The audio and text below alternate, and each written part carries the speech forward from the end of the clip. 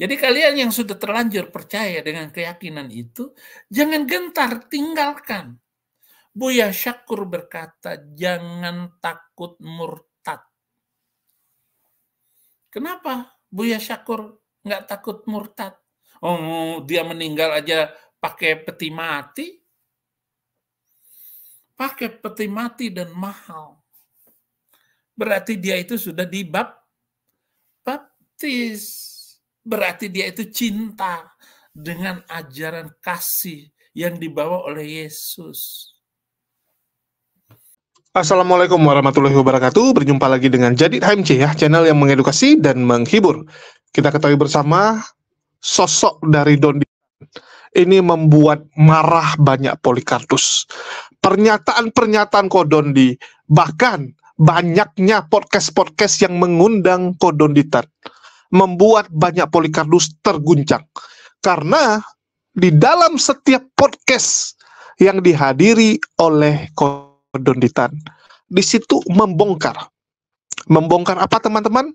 Tentu saja apa benar kitab suci di sebelah itu kitab suci yang benar, kan begitu? Apakah benar ajaran sebelah itu ajaran yang sesungguhnya dari Tuhan? Itu yang dibongkar oleh Kodonditan, dan itu tentu saja membuat banyak sekali Polikarpus ngamuk. Apalagi ini yang ngundang tokoh-tokoh besar, teman-teman.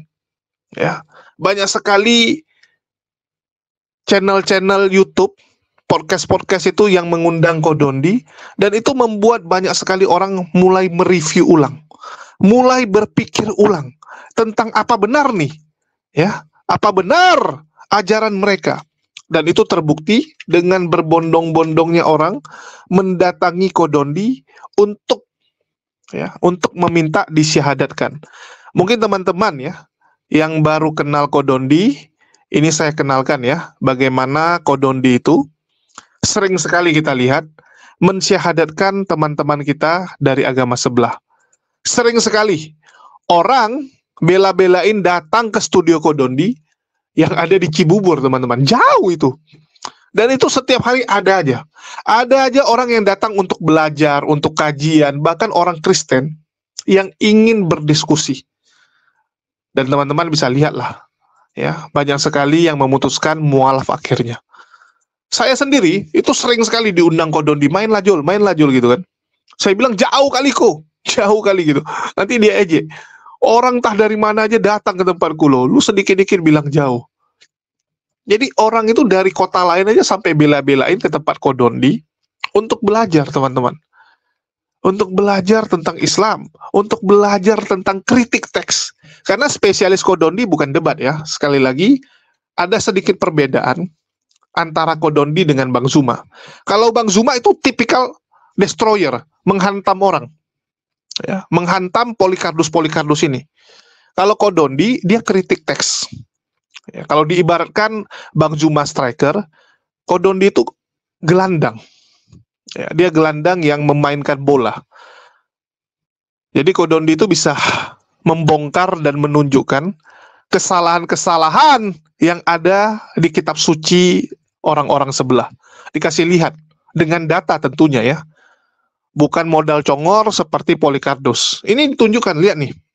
Bahkan kita sering lihat bagaimana pendeta-pendeta tercengang dan mengakui, ya memang ternyata perjanjian baru itu hasil mensadur kitab-kitab di perjanjian lama. Mereka tidak pernah diilhami oleh Roh Kudus, tapi mereka diilhami oleh kitab-kitab perjanjian lama. Luar biasa. Sehingga Septuaginta seolah-olah berbicara mengenai Yesus di perjanjian baru. Ini mohon maaf ya, bukan saya ngajarin ya Pak Budi ya. Tapi itu saya bisa pertanggungjawabkan datanya dari mana. Jadi, kalau Bapak bilang PB mengutip dari PL, kira-kira Pak Budi tahu nggak berapa ayat yang dikutip oleh penulis PB dari PL? Silakan Pak. Saya tidak pernah menghitung, tapi jelas banyak sekali. Silakan. 937 tepatnya, hampir 1000 ayat Pak. Artinya, kalau penulis PB banyak sekali mengutip dari PL, pertanyaan saya, apakah penulis PB ini diilhami oleh Roh Kudus atau diilhami oleh PL? Silakan Pak. Terus kita lanjut ya. Ini kok tumben bahas Kodondi nih? Apa kita buat konten memuji Kodondi? Ya tentu saja tidak ya. Tapi Kodondi ini sedang ditargetkan oleh Polycardos. Dan kita bisa melihat salah satu yang menargetkannya adalah pendeta Blukusuntur, Saifuddin Ibrahim ya. Bahkan dia mengatakan Donditan sang penipu, bermulut ular sanca ya. Lucu ini judulnya. Dan bagaimana si Blukusuntur ini teriak-teriak, ya kita dengarkan dulu lah. Biar teman-teman tahu bagaimana Blukusuntur ini begitu panas melihat sepak terjang dari seorang Donditan. Saya punya tanggung jawab itu sejak awal mula masuk Kristen dan meninggalkan keyakinan saya yang sangat berbahaya dan sangat mengerikan karena sudah terbukti bangsa-bangsa yang mengikuti keyakinan itu babak belur, kacau balau, porak-poranda, dan saudara-saudara tidak bisa dipertanggungjawabkan budaya yang dibangun atas nama kitab suci abad ke-7 itu. Baik. Ini yang paling lucu dari semuanya ini, ada orang yang sudah percaya Yesus, meninggalkan Yesus, dan karena tergiur dengan paslon nomor 1 abad ke-7 itu, yang menjadi Blukusuntur di muka bumi ini, diikuti oleh dia yang sudah ikut Yesus Kristus. Ada si Agus Satan namanya. Agus Satan itu benar-benar saudara-saudara pantatin Alkitab. Kalau benar saya meninggal dalam 1 bulan ini karena pepret, itu akan terbukti dan kamu mempermainkan kitab suci itu. Walaupun kami nggak percaya dengan kertas dan buku yang ditulis itu sebagai kitab suci itu adalah ada pada diri Yesus Kristus yang ditulis mengenai dia. Itu kan cuma kertas. Tetapi apa akibatnya saudara-saudara karena dia menghina kitab suci kami Alkitab, benar-benar mati itu orang. Ada lagi si Mokosinta itu, muka onta. Mati lagi. Ya namanya mati ya, nggak sholat, nggak lagi di tempat pelacuran. Banyak yang mati juga di tempat pelacuran, saudara-saudara. Itu masalah mati. Tetapi ini, karena saya melihat keajaiban Alkitab ini luar biasa, saudara-saudara. Ada lagi ya si Tantan ini. Yang paling viral itu si Donditan. Saya akan membacakannya. Nanti saya akan berbicara tentang nabi palsu. Dan ini adalah ustadz palsu. Ya sama dengan si Habib Rizik, Bahar Smith, ya si Uwas, Ustadz Abdus Somad, Adi Hidayat, itu manusia palsu karena dia mengikuti nabi yang palsu. Sehebat apapun omongan orang, karena yang dibawa itu adalah ajaran palsu dari nabi yang palsu, ya kasihan pengikutnya, kasihan dia. Dan kita hidup di dunia hanya 1 kali, saudara-saudara. Ini ejekan dari Agus Satan. Di Quran ada nggak cerita Nuh mabok anggur? Enggak. Telanjang? Enggak. Ada nggak di Quran cerita mengenai Nabi Harun bikin patung sapi yang disembah, berhala? Ada nggak di Quran? Nggak ada. Nggak ada? Ada nggak cerita di Quran Nabi Daud berzinah gitu sama Binor gitu? Ada seperti itu kok. Serius? Ada. Ada nggak cerita atau kisah di Quran Nabi Sulaiman alaihissalam musyrik? Musyrik? Nggak ada lah pasti. Ada nggak? Nggak ada. Di Bible ada. Ada nggak kisah di Quran Nabi Ayub diuji, kemudian menyalahkan Tuhan karena Tuhan yang menguji dia gitu? Nggak ada. Ada nggak di Quran kisah Nabi Lut yang menghamili 2 anak perempuannya? Kok bengong sih mukanya? Ada nggak di Quran cerita? Nggak ada lah kok. Kalau nggak ada, terus bagaimana bisa dibilang Quran jeplak Bible gitu loh?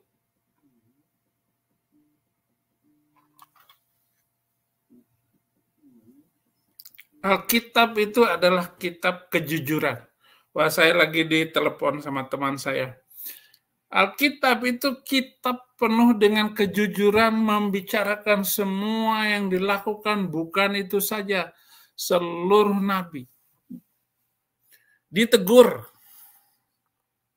Enggak kayak si Dulkomeng Arab palsu itu yang menjadi orang ingin berketurunan kepada dia, itu bukan. Alkitab adalah kitab yang jujur, melengkapi semuanya. Kalau segitu saya tanya, ada nggak di dalam Al-Quran bahwa istri Abraham itu bukan saja Sarah dan Hagar, tetapi ada Ketura, dan anak Abraham, Ibrahim itu bukan hanya Ishak dan Ismail, tetapi masih ada 5 anak yang lain, anak Abraham itu. Ada nggak? Nggak ada. Tahu nggak siapa saudara dari Yakub, saudara kembarnya itu? Esau namanya. Ada nggak namanya? Ya nggak ada. Masalah kesulungan dan berbicara dengan kebenaran bagaimana anak sulung itu. Kita akan tahu ada anak sulung yang dikutuk, ada anak sulung yang diberkati. Muhammad itu anak tunggal. Anak tunggal yang gagal, yang dimakan sama Lucifer. Maka hancur semua ajarannya, pengikutnya, negara-negara dari pengikutnya itu hancur semua.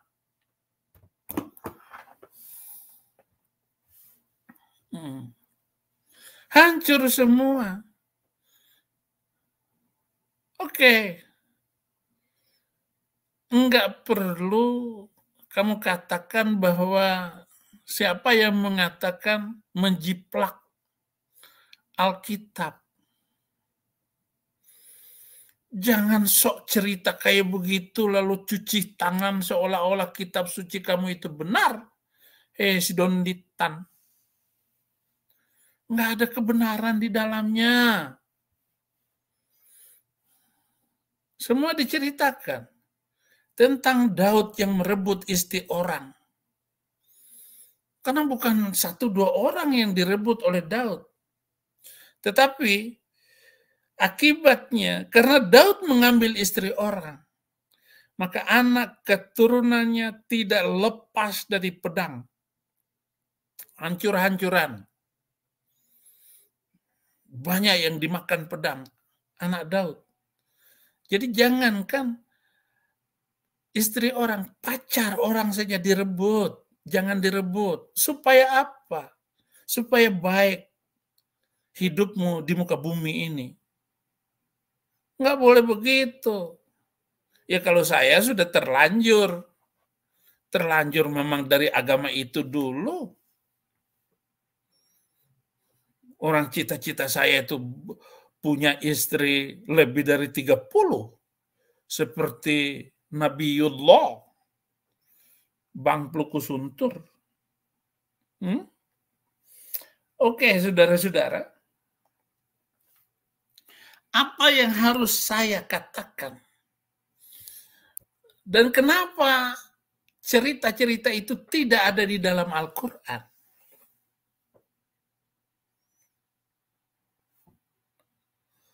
Mentalitas Nabi Pluku Suntur. Apakah ciri-ciri Nabi Pluku Suntur menurut Alkitab? 1, menyuruh menyembah ilah yang lain dari ilah Abraham, Ishak, Yakub. Ulangan 18 ayat 20 sampai 22. Tetapi seorang nabi yang terlalu berani mengucapkan demi namaku itu bismillah. Perkataan yang tidak kuperintahkan untuk dikatakan olehnya, atau yang berkata demi nama ilah lain, nabi itu harus mati. Jika sekiranya kamu berkata dalam hatimu, bagaimanakah kami mengerti perkataan yang tidak difirmankan Tuhan. Apabila seorang nabi berkata demi nama Tuhan, Bismillah, dan perkataannya itu tidak terjadi dan tidak sampai, maka itulah perkataan yang tidak difirmankan Tuhan. Dengan terlalu berani nabi itu telah mengatakannya, maka jangan gentar kepadanya. Jadi kalian yang sudah terlanjur percaya dengan keyakinan itu, jangan gentar, tinggalkan. Buya Syakur berkata, jangan takut murtad. Kenapa Buya Syakur nggak takut murtad? Oh, dia meninggal aja pakai peti mati? Pakai peti mati dan mahal. Berarti dia itu sudah dibaptis. Berarti dia itu cinta dengan ajaran kasih yang dibawa oleh Yesus. Ya, teman-teman sudah lihat ya. Dan di sini mungkin saya tampilkan dulu. Ya, ini kalau kita bicara Kodondi ya. Bahkan salah satu yang mengundangnya adalah Ari Untung. Di situ dibahas tentang kitab-kitab terdahulu, termasuk kitabnya Musa. Ya, terus juga mungkin ke Al-Quran itu karangan, dan ini membandingkan dengan kitab sebelah, ya, dibandingkan dengan kitab di luar Islam tentunya. Dan itu membuat banyak sekali Polycarpus ngamuk-ngamuk, termasuk yang sebelah ini kan gitu, ya, termasuk yang sebelah yaitu si Blukusuntur. Di sini saya ingin katakan, kalau yang disampaikan Kodondi itu ya memang seperti itu. Di Quran semua nabi dimuliakan, teman-teman, dimuliakan. Kita di Islam tidak mungkin bisa percaya ada nabi yang lakukan perzinahan dengan anak kandungnya sendiri. Seperti kisah Nabi Lut yang ada di Bible. Bagaimana Nabi Lut berzina ya. Itu yang pertama. Terus yang kedua, cerita-cerita yang wah udahlah nggak usah dibahas lah, terlalu banyak. Ya, ada perbedaan antara Bible dengan Quran tentunya. Kenapa kita bilang bisa berbeda ya? Yang pertama, satu ini kan firman dari Tuhan. Salah satu dari ini pasti firman dari Tuhan. Nggak mungkin dua-dua. Salah satu pasti adalah firman yang benar, sedangkan yang satu lagi adalah firman yang ditambah-tambah, yang diubah-ubah, yang dikarang-karang oleh manusia. Yang jadi problem yang mana, kan begitu? Yang mana firman yang benar, yang mana yang karangan manusia. Nah, itu yang selalu dibedah. Itu yang selalu jadi bahan diskusi selama ini, kritik teks. Mencari tahu yang mana yang benar, mana yang salah, kan begitu. Kalau kita bicara, ya, jadi Islam itu menonjolkan sisi baik dari nabi-nabi. Kenapa? Nabi-nabi sudah tiada, teman-teman. Begitu juga dengan tokoh-tokoh yang ada di Quran. Di Islam, kita terbiasa ya, mengenang kebaikan orang dan tidak membahas keburukan orang tersebut. Membahas keburukan orang yang sudah meninggal itu sangat tidak pantas. Dan nggak ada gunanya juga. Ya, nggak ada gunanya. Kecuali kita mau belajar untuk tidak mengulangi kesalahan yang dia lakukan. It's okay. Tapi itu dapat kita pelajari di mana? Kisah-kisah orang tersebut. Ya, mungkin kalau di Islam, di hadis ada gitu kan. Kisah-kisah orang. Bagaimana supaya kita jangan seperti Abu Lahab. Jangan seperti Abu Jahal. Ya, jangan seperti mereka. Itu dibahas, dijelaskan. Tapi kalau kita bicara kitab suci, ngapain gitu? Ngapain kitab suci membahas kisah orang? Kitab suci isinya ya perintah Tuhan kepada manusia. Kan begitu. Namanya kitab suci. Firman Tuhan. Masa Tuhan gibahin orang? Ini apaan gitu kan? Kalau kitab suci isinya bahan gibah, artinya Tuhannya tukang gibah. Kalau Tuhannya tukang gibah, saya bingung. Itu Tuhan atau apa ini? Reporter? Atau apa itu? Tukang gosip? Macam infotainment di TV? Apakah seperti itu? Kok Tuhan bahas orang yang sudah tidak ada? Toh juga kita nggak kenal kok sama orang tersebut. Ya, kita nggak hidup sejaman. Apa benar nih yang dia sampaikan tuh? Ya, Nabi Daud suka berzina gitu kan? Apa seperti itu? Kan kita nggak tahu. Kita cuma baca dari satu referensi. Coba saya tanya teman-teman, seandainya ditemukan referensi bahwa Daud bukan seperti itu. Daud tidak berzina. Ya. Daud tidak merebut istri orang dengan cara Nggak benar. Kalau ada buku referensi yang lain, yang mana kalian percaya? Bible kalian atau referensi sejarah? Coba saya tanya. Itulah saya katakan, kalian ini kan selalu menggambarkan sosok-sosok tokoh yang ada di Bible itu hanya berpatokan dengan Bible. Padahal bisa jadi berbeda. Ya. Terus kalau kita bicara kitab suci, ya nggak pantas lah seperti itu. Nggak pantas. Tapi memang orang Kristen sendiri mengakui. Orang Kristen yang jujur, itu mengakui bahwa Bible itu bukan murni firman Tuhan. Kalau yang jujur ya. Tapi kalau yang cuma modal iman, modal doktrin, ya nggak bisa. Kalau yang jujur, pasti dia bilang gini, iya ini isinya adalah biografi, ya, sajak, cerita sejarah, terus juga, wah, cerita perjinahan gitu kan, kisah-kisah perjinahan. Bahkan menurut Karen Tessa, seorang misionaris Kristen, dia aja bilang apa? Bible itu ya cerpen, kumpulan cerpen, cerita pendek yang dikumpulkan terus jadi satu buku. Bukan firman Tuhan. Beda dengan Quran. Quran itu isinya firman Tuhan yang memang isinya cuma perintah. Ya. Bagaimana manusia hidup? Isinya adalah apa yang ingin Tuhan sampaikan kepada manusia. Apa yang harus kita lakukan, kemana kita pergi, apa tujuan kita hidup. Bagaimana kita hidup dengan sesama kita, aturan-aturan yang Tuhan tegakkan. Itu isinya, bukan gibah. Ya, bukan gibah, mohon maaf. Kalau sebelah kan isinya menggibah orang yang sudah tidak ada. Daud digambarkan, Salomo digambarkan seperti itu. Aduh, ya, Tamar, wah gila. Udahlah, nggak usah dibahas lah. Jadi memang beda, kan? Dan Blue Suntur membalikkannya. Dia bilang, coba lihat tuh, di Quran ada nggak kisah tentang istri-istri Abraham? Ada nggak kisah tentang Esau dan Yakub gitu kan? Lu kira ini buku apa? Ngapain juga Tuhan ceritakan orang yang sudah tidak ada terus dijelek-jelekkan? Lu tahu nggak? Gue punya nabi nih sebelumnya nih. Nabi gue sebelumnya tuh gini, melakukan gini gitu. Apa poinnya gitu? Cuman ingin bergosip atau ingin supaya nabi yang dia ajak bicara ini menyampaikan kepada jemaatnya, kepada pengikutnya bahwa nabi sebelumnya tuh nggak benar. Cobalah saya tanya. Ya. Coba saya tanya kalian. Benar nggak Tuhan seperti itu? Contoh nih, owner perusahaan ngomong sama direktur barunya, direktur saya yang lama tuh korupsi loh. Ya, direktur saya yang lama tuh dia korupsi dengan cara begini. Ya, terus yang sebelum dia punya skandal dengan sekretarisnya begini. Apa gunanya? Apa gunanya bagi direktur baru dan juga karyawannya? Malah salah-salah ditiru nantinya kan. Oh, rupanya bisa ya dengan cara seperti itu. Oh, rupanya bisa ya menipu dengan cara gitu. Jadi belajar yang enggak. Ngapain? Malah yang ada karyawan melihat bosnya ini, aduh tukang gosip rupanya. Ah, bosnya ini tukang gibah rupanya. Ah, bosnya ini tukang tuduh karyawan yang sudah nggak kerja. Mereka juga nggak mungkin telan mentah-mentah kan. Bisa jadi bosnya fitnah.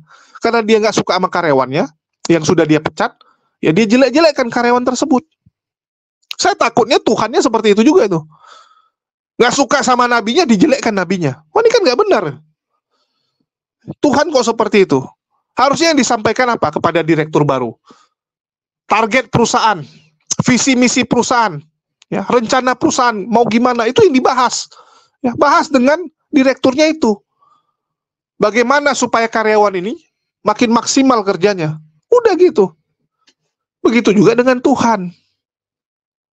Jadi yang ada di kitab suci itu ya tentu saja pedoman hidup.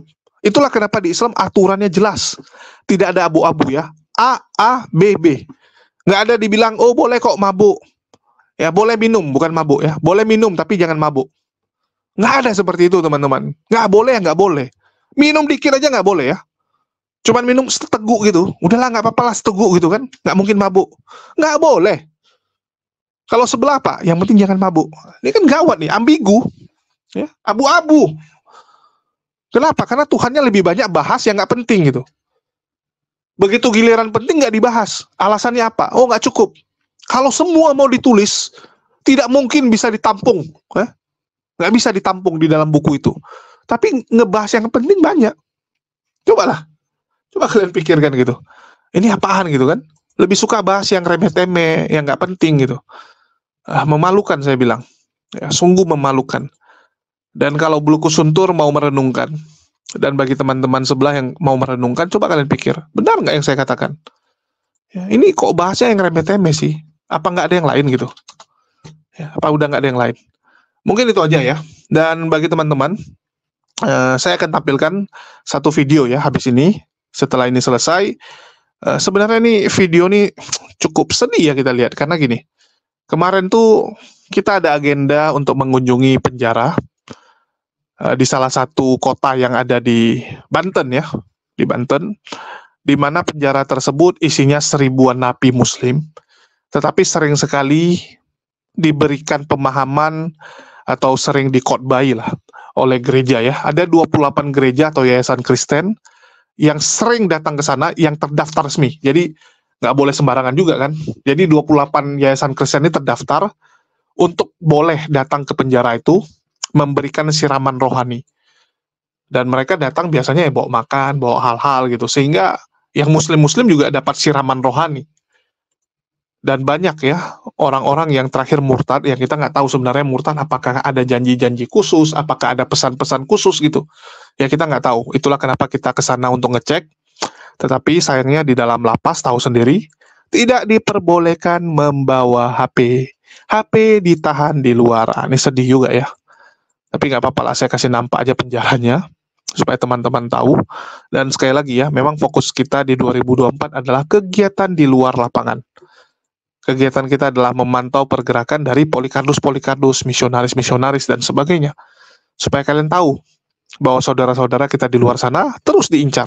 Terutama saudara-saudara kita yang sedang bergelut dengan masalah, bergelut dengan kemiskinan ya. Karena ya kita tahu sendirilah, orang-orang yang sedang lapar ini gampang sekali menjual imannya. Dan itu ditargetkan oleh mereka-mereka ini. Terus kalau ada yang bilang, udahlah bang, nggak usah pedulikan mereka. Mereka yang rugi menjual iman mereka hanya demi Indomie, hanya demi ya uang tak seberapa. Kalau mereka mungkin, tapi kalian harus pikir juga, mereka punya anak. Ada anak mereka yang umur 3 tahun, 2 tahun gitu kan, terakhir jadi ubah agama lantaran ikut orang tuanya. Ya, lantaran ikut orang tuanya jadi berubah agama, dan anak itu akan belajar agama barunya, dan suatu saat akan menjadi misionaris bisa jadi. Ya, di masa depan bisa jadi dia misionaris atau apa, jadi lawan kita. Kan begitu. Ini yang kita cegah. Ya, ini yang kita tidak mau sampai anak-anak itu tiba-tiba ya jadi ya kayak sebelah. Kita ambil contoh Uti Watimena. Uti Watimena dulu orang tuanya muslim, dia bilang ya, tak benar atau enggak kita nggak tahu. Dia murtad, keluar dari Islam itu waktu dia kecil, dia pun nggak tahu, dia bilang. Pokoknya dia ikut orang tua saja. Dan kalian lihat, begitu besar dia jadi apa? Jadi Polikarpus. Ya, jadi Polikarpus. Ini yang kita cegah. Jadi mohon dukungannya teman-teman. Dan bagi teman-teman ya, kita juga ada menjual merchandise, yaitu baju-baju pendebat. Ya, ada Al Ayubi, Bamtri, dan tentu saja saya sendiri HMC, dan juga ada Bang Zuma. Ya, bagi teman-teman yang mau membeli ini untuk koleksi, silakan dicek di Tokopedia atau dapat menghubungi nomor WA yang ada di bawah. Ya. Dengan kalian berbelanja di toko kami, ini sama saja sudah membantu perjuangan yang kami lakukan. Oke, mungkin itu aja dari saya. Sekian, makasih buat semuanya. Oh iya, lupa juga saya bilang ya, kita juga punya satu channel lagi teman-teman, mohon didukung. Ya, nama channelnya HMC News, ini adalah channel cadangan. Karena kita tahu bahwa kalau cuma satu kadang-kadang sangat beresiko ya. Dan bagi teman-teman, nama channelnya kita gunakan channel legend kita, yang dulu pernah kita pakai, namanya HMC News. Dan bagi teman-teman yang susah mencarinya di pencarian, dapat mencari di Jadid HMC di channel ini. Ketik saja di komunitas, ya, ketik di komunitas, terus kalian bisa lihat ini saya posting. Ya, saya ada posting, tinggal diklik dan di subscribe. Itu aja yang bisa saya sampaikan. Makasih buat teman-teman semua. Di akhir kata saya ucapkan wassalamualaikum warahmatullahi wabarakatuh. Sampai jumpa di lain kesempatan.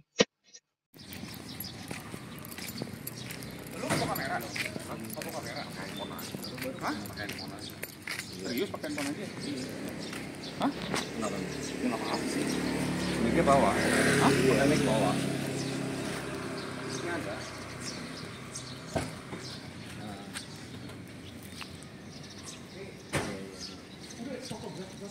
lagi bawaan makanan dulu ya. Bentar ya. Jaya gitu. Ini juga. Iya. Tadi orangnya kita kemana? Udah duluan ya. Oh masuk duluan. Sayur nih.